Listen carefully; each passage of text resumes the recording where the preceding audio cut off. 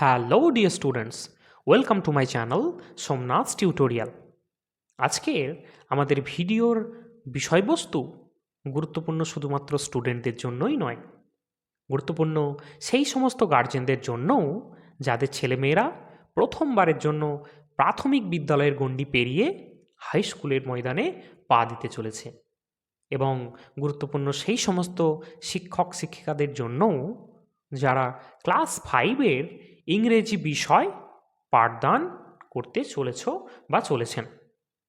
হ্যাঁ, আজকে আমরা West Bengal board of secondary এডুকেশনের ক্লাস 5-এর সিলেবাস নিয়ে আলোচনা করতে চলেছি।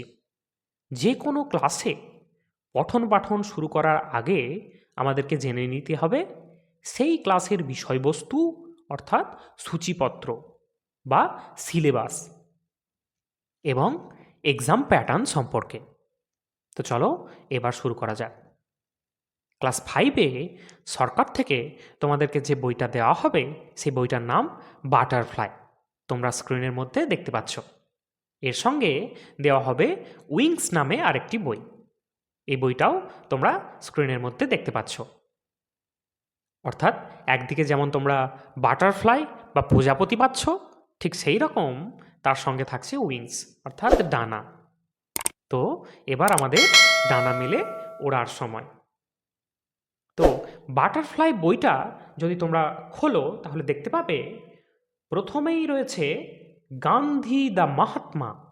তোমরা সবাই গান্ধীজি সম্পর্কে জানো, তো সেই গান্ধীজিকে নিয়ে একটা ছোট্ট গল্প দেওয়া আছে, খুব সুন্দর গল্প, এবং এর সঙ্গে আরও কয়েকজন মনীষীর নাম তোমরা কিন্তু এই গল্পের মধ্যে পাবে, এবং উল্লেখ পাবে রাখি বন্ধন উৎসবেরও।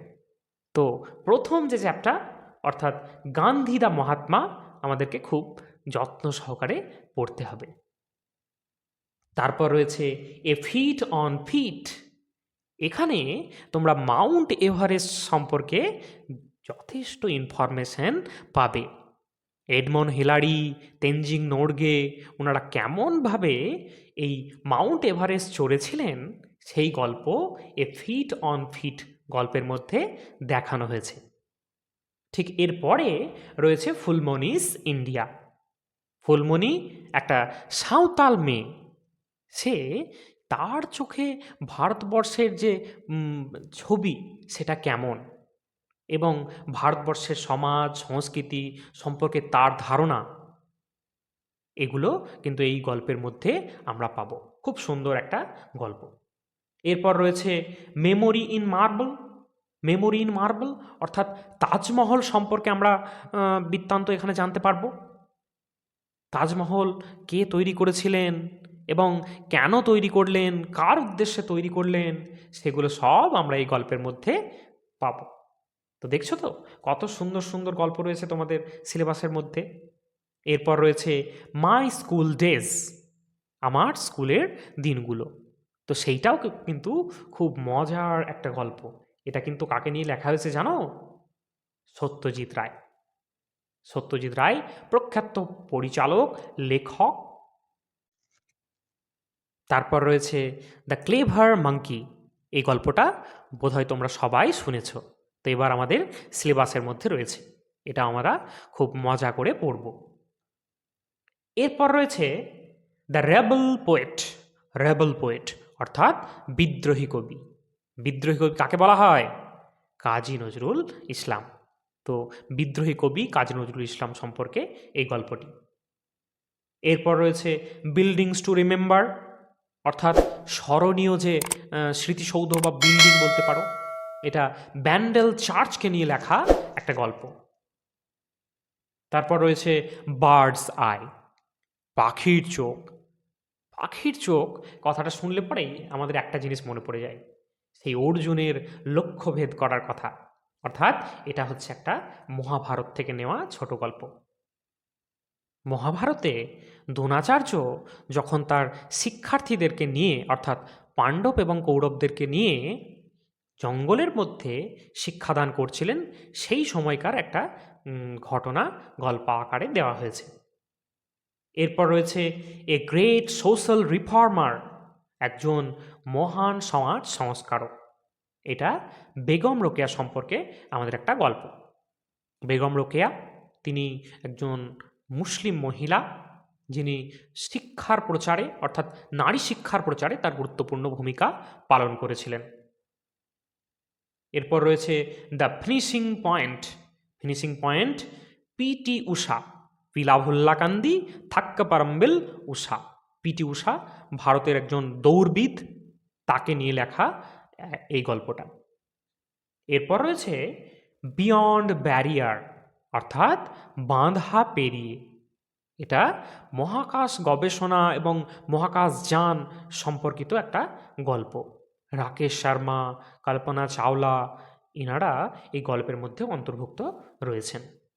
তাহলে তোমরা দেখতে পেলে খুব সুন্দর সুন্দর গল্প দিয়ে আমাদের এই সিলেবাসটাকে সাজানো হয়েছে। আমরা ধাপে ধাপে এই গল্পগুলো প্রত্যেকটা খুব সুন্দর করে পড়ব, এবং তার থেকেও গুরুত্বপূর্ণ বিষয় হচ্ছে এই গল্পগুলো থেকে কেমনভাবে প্রশ্ন উত্তর লিখতে হয় সেগুলো কিন্তু আমরা শিখব। আমরা এর আগে যে ছোট ছোট প্রশ্নগুলোর উত্তর দিয়ে এসেছি ইংরেজিতে, এবার কিন্তু আমরা 5-এ পৌঁছে গেছি। 5-এ কিন্তু অত সহজ কোশ্চেন আর আসবে না। তো এবার ধাপে ধাপে আমাদেরকে কিন্তু শিখতে হবে কেমনভাবে উত্তরগুলো লিখতে হয়। তো চলো এবার আমরা দেখে নিই আর কী কী রয়েছে আমাদের সিলেবাসে। এছাড়াও রয়েছে আনসিন প্যাসেজ, মানে আমরা যে পরীক্ষাগুলো দেবো সামেটিভ, সেই পরীক্ষাগুলো আমি এক্সাম প্যাটার্ন সম্পর্কেও বলবো তোমাদেরকে, একটু অপেক্ষা করো। তো সেখানে রয়েছে আনসিন প্যাসেজ, অর্থাৎ অনেক অচেনা অনেক ছোট ছোট গল্পের অংশ হোক বা অচেনা কোনো আর্টিকেল হোক, কিছু আমাদেরকে দিয়ে দেবে। তো সেখান থেকে আমাদেরকে প্রশ্নগুলোর উত্তর করতে হবে। কিছু প্রশ্ন দেওয়া থাকবে, একটা প্যাসেজ দেওয়া থাকবে, তো সেগুলো আমাদেরকে করতে হবে। এর আগে যেগুলো আমরা পড়লাম সেখান থেকেও প্যাসেজ দিয়ে দেবে, কিন্তু সেগুলো আমাদের পড়া গল্প। কিন্তু আনসিন প্যাসেজ মানে এটা আমরা কোনোদিন কিন্তু পড়িনি, হঠাৎ করে পরীক্ষায় চলে এসছে এবং সেগুলো আমাদেরকে লিখতে হবে। তো এগুলো আমরা যদি সঠিকভাবে প্র্যাকটিস করে না যাই তাহলে কিন্তু পরীক্ষার সময় অসুবিধা হবে। তাই যে সমস্ত গার্জিয়ান এবং শিক্ষক শিক্ষিকারা ছাত্রছাত্রীকে ইংরেজি বিষয় সম্পর্কে পড়াতে চলেছেন ক্লাস 5-এ, তারা কিন্তু আনসিন প্যাসেজের দিকেও যথেষ্ট জোর রাখবেন। এরপর রয়েছে গ্রামার পোর্শন। আমরা এই গ্রামার পোর্শনটাকে বেশিরভাগ ক্ষেত্রেই নেগলেক্ট করে যাই, যার ফলে ছাত্রছাত্রীরা যখন একটু বড় হয় অর্থাৎ একটু উঁচু ক্লাসে ওঠে, তখন কিন্তু তারা সেই অর্থে আর তৈরি হতে পারে না। তাই এই ক্লাস 5 থেকেই যথেষ্ট ধৈর্য এবং যত্ন সহকারে শিক্ষার্থীদেরকে গ্রামার পোর্শনগুলো শেখাতে হবে। তো গ্রামার পোর্শনে প্রথমেই রয়েছে আর্টিকেলস। আর্টিকেল বললেই প্রথমেই আমাদের মাথায় আসে এ, অ্যান এবং দি, অর্থাৎ এগুলোই কিন্তু আমাদেরকে আরও ভালোভাবে শিখতে হবে। আমরা ক্লাস 4-এ বা 3-তে যেগুলো শিখে এসেছি তার থেকে আরও ভালো করে আমাদেরকে আর্টিকেল শিখতে হবে, সেগুলো আমরা ক্লাসের মধ্যে খুব সুন্দরভাবে করব। এরপর রয়েছে প্রিপোজিশন। প্রিপোজিশন অর্থাৎ in, on, at, with, by, for, to, beside, down, under, এই সমস্ত ওয়ার্ডগুলো বা এই সমস্ত প্রিপোজিশনগুলো কোথায় বসে, কেন বসে, কিভাবে বসাতে হয়, সেগুলো কিন্তু আমাদেরকে খুব সুন্দরভাবে শিখতে হবে। আমি প্রিপোজিশনের তোমাদেরকে একটা ছড়া শিখিয়ে দেবো, সেই ছড়াটা শিখলেই তোমরা কিন্তু খুব সহজেই প্রিপোজিশন করতে পারবে। চলো এরপর সেন্টেন্স। সেন্টেন্স আমাদেরকে শিখতে হবে। সেন্টেন্স 5 রকমের রয়েছে: assertive sentence, interrogative sentence, optative sentence, imperative sentence, exclamatory sentence. এই ধরনের সেন্টেন্সগুলো কাকে বলে এবং কি দেখে আমরা চিনতে পারি কোনগুলো কি ধরনের সেন্টেন্স, অর্থাৎ সেন্টেন্স আইডেন্টিফাই করা আমাদের কিন্তু পরীক্ষায় দেবে। তো সেন্টেন্স আমরা খুব ভালোভাবে শিখব। তার সঙ্গে সঙ্গে আরেকটা জিনিস রয়েছে, সেটা হচ্ছে সাবজেক্ট এবং প্রিডিকেট। সাবজেক্ট প্রিডিকেট একটা সেন্টেন্সের উদ্দেশ্য এবং বিদেহ কোন অংশগুলো, এটা থেকে কিন্তু ক্লাস 5-এর অনেক কোশ্চেন রয়েছে। এরপর রয়েছে parts of speech. Parts of speech, parts of speech কিন্তু খুব গুরুত্বপূর্ণ। Noun, pronoun, adjective, verb, adverb, preposition, conjunction, interjection, এই পার্টস অফ স্পিচগুলো কোনটাকে কেমনভাবে খুঁজে বের করতে হয়, এদের সংজ্ঞা এবং আইডেন্টিফাই করা, এগুলো সব কিন্তু আমাদেরকে সুন্দরভাবে শিখতে হবে এবং আমরা ধারাবাহিকভাবে ক্লাসে এগুলো সব শিখব। এরপর রয়েছে টেন্স। টেন্স ইতিমধ্যে তোমরা হয়তো বাড়িতে কেউ কেউ প্র্যাকটিস করতে শুরু করেছো। ট্রান্সলেশন, তো টেন্সটা কিন্তু আমরা খুব সুন্দরভাবে শিখব।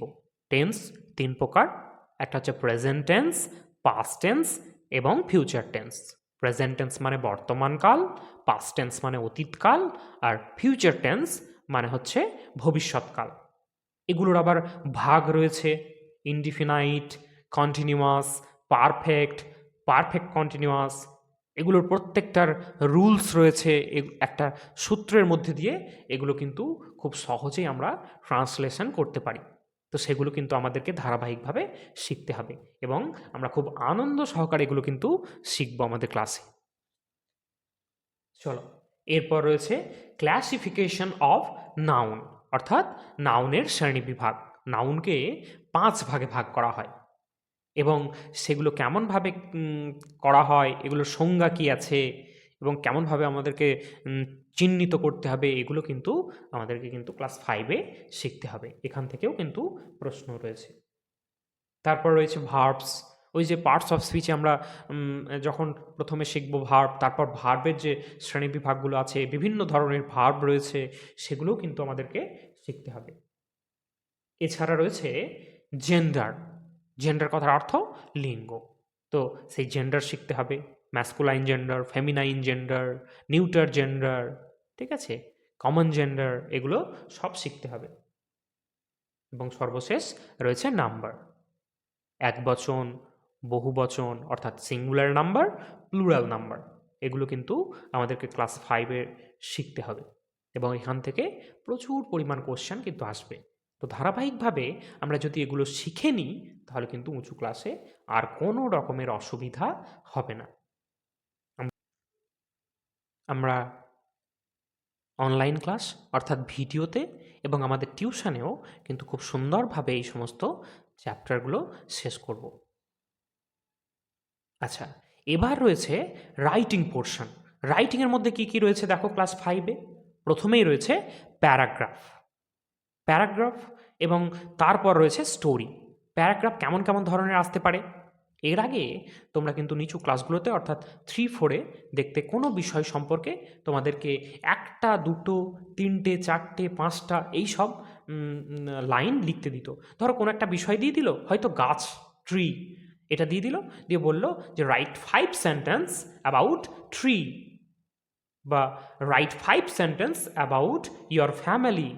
এগুলো আমাদেরকে এর আগে করতে হয়েছে, অর্থাৎ ক্লাস 4-এ কিংবা 3-তে করতে হয়েছে। এবার ক্লাস 5-এ এসে এর থেকে কিন্তু একটু আকড় অর্থাৎ একটু ভালো কোয়ালিটির প্যারাগ্রাফ আমাদেরকে লিখতে হবে। তো সেগুলোর জন্য আমাদেরকে প্রথমেই গ্রামারটাকে স্ট্রং করে নিতে হবে। গ্রামার যদি আমার স্ট্রং থাকে তাহলে কিন্তু সহজেই আমরা লিখতে পারবো। এছাড়াও তোমাদের কিন্তু ক্লাস 5-এর সিলেবাসে কতগুলো বায়োগ্রাফি রাইটিং রয়েছে। যেমন তোমরা পাবে একটা Henry Luis Vivian Derozio, Rabindranath Tagore, এই দুটো বায়োগ্রাফি কিন্তু তোমাদেরকে লিখতে হবে। তো আমি খুব সহজেই তোমাদেরকে বায়োগ্রাফি এবং প্যারাগ্রাফ, অন্য যে সমস্ত প্যারাগ্রাফগুলো রয়েছে, যেমন তোমার ক্লাস 5-এ একটা রয়েছে যে ইয়োর ফেভারিট স্পোর্টস পারসন, এছাড়াও আরও অনেক রয়েছে, তো সেগুলো খুব সহজেই কিন্তু আমরা লেখা শিখে যাব। আর লেখা শিখে গেলে আমাদের কিন্তু কোনো প্যারাগ্রাফই আর আকড় লাগবে না। এবার দেখো এরপর একটা রয়েছে স্টোরি, অর্থাৎ স্টোরি রাইটিং। স্টোরি রাইটিং কিন্তু খুব মজার জিনিস। আমাদেরকে অনেকগুলো হিন্টস দিয়ে দেওয়া হয়, সেই হিন্টসগুলো দেখে দেখে আমাদেরকে কিন্তু লাইনগুলো তৈরি করতে হয়, অর্থাৎ সেন্টেন্সগুলো তৈরি করতে হয়। এটাকে বলা হয় স্টোরি রাইটিং, অর্থাৎ একটা গল্প তৈরি করতে হয়। ওই হিন্টসগুলোর সাহায্যে আমাদেরকে একটা গল্প তৈরি করতে হয়। তোমাদের ক্লাস 5-এর টেক্সট বইয়ে বিভিন্ন ধরনের স্টোরি রয়েছে, হিন্টস দেওয়া থাকবে, সেখান থেকে আমাদেরকে স্টোরি করতে হবে। এছাড়াও আমি যখন তোমাদেরকে কোয়েশ্চেন ব্যাংক অর্থাৎ রয় পাটিনের কোয়েশ্চেন ব্যাংক প্র্যাকটিস করাবো, সেখানেও কিন্তু তোমরা অনেকগুলো স্টোরি দেখতে পাবে এবং সেগুলো খুব সহজেই আমরা সুন্দর সুন্দর ছোট ছোট ভাষা দিয়ে ছোট ছোট বাক্য আকারে লিখে একটা স্টোরিতে পরিণত করব। তো চলো, আমাদেরকে কিন্তু ক্লাস 5-এর যে ক্লাস সেটা খুব ইন্টারেস্টিং হতে চলেছে। এই ছিল তোমাদের ক্লাস 5-এর সিলেবাসটা আমি তোমাদেরকে ইতিমধ্যেই দিয়ে দিয়েছি স্ক্রিনে। এবার আসি আমরা এক্সাম প্যাটার্ন নিয়ে একটু আলোচনা করি।